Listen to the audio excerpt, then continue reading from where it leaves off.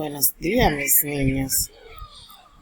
En su hora de naturales del día de hoy vamos a trabajar en su libro de texto, páginas 142 y 143.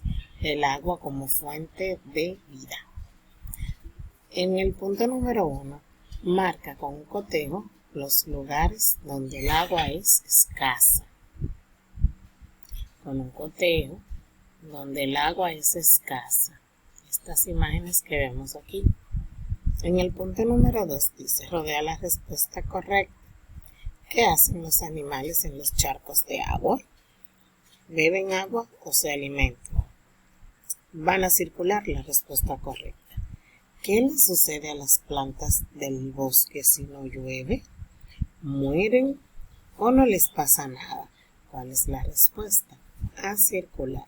Los seres vivos necesitamos el agua para vivir.